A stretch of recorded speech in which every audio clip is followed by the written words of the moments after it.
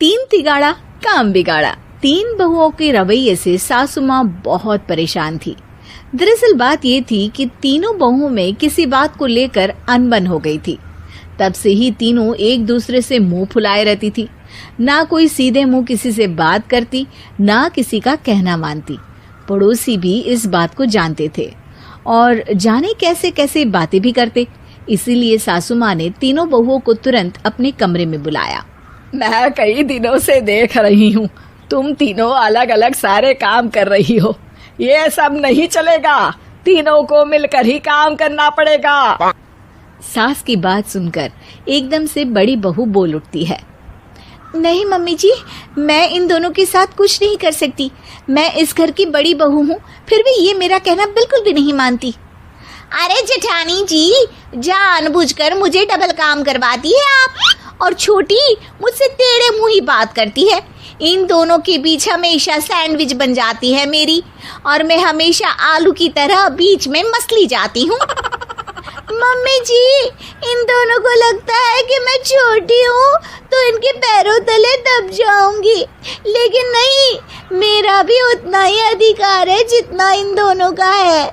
बड़ी आई दोनों मेरी चुगली करने के लिए, मुझे क्या कम समझ रखा है। तीनों बहू एक दूसरे से बहस करने लगती है और सास दोबारा ये देखकर टेंशन में आ जाती है और सबसे कहती है, चुप हो जाओ, अब से तुम तीनों सारे काम एक साथ करोगी। आंख बंद करके एक दूसरे की बात सुनोगी। तुम तीनों इस बात को गांठ बांध लो, वरना अगली छुट्टियों में तुम्हारा अपना मायके जाना कैंसिल। सास की बातें सुनकर डर के मारे तीनों हामी भर देती हैं। जी मम्मी जी, मैं समझ गई। हाँ मम्मी जी, जैसा आप कहें। आप जो कहेंगी मैं वही करूंगी। तीनों बहू सास की बात को गांठ बांध लेती है और वादा करती है कि अब से सारे काम वो तीनों एक साथ मिलकर ही करेंगी। ये सब देखकर सास खुश हो जाती है और वहां से चली जाती है।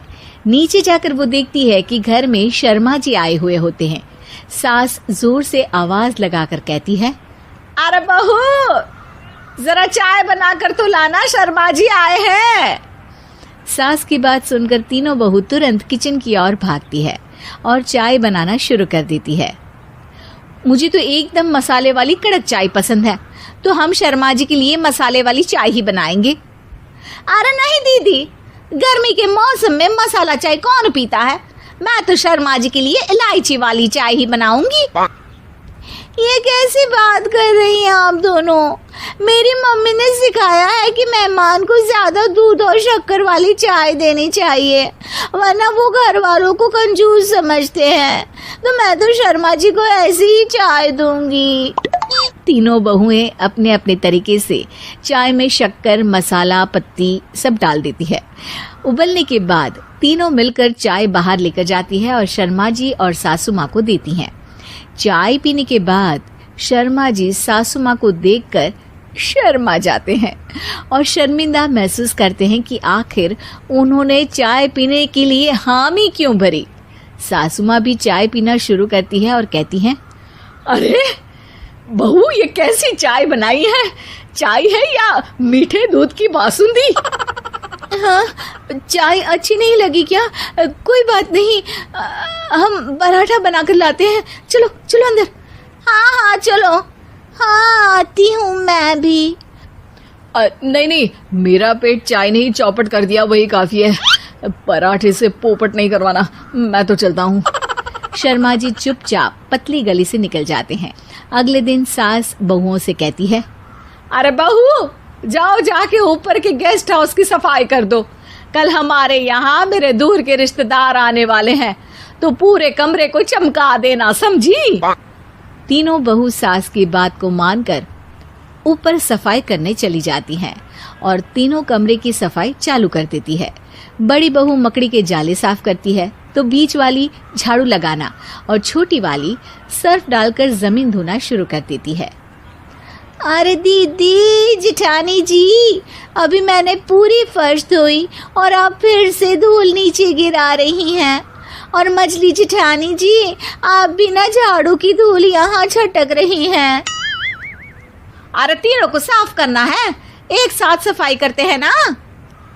अरे वही तो, हम साथ साथ हैं, घर साफ साफ है।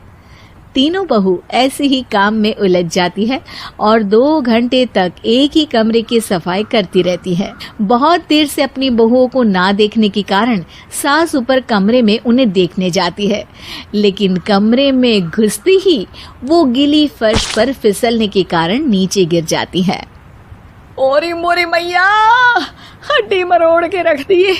आए मेरी तो कमर ही टूट गई रे। तीनों बहुएं सास को उठाती हैं और बिस्तर पर सुला देती है। अरे मेरे हाथ पैर दर्द कर रहे हैं, दबा दो, आराम मिलेगा। हाँ जी माँ जी।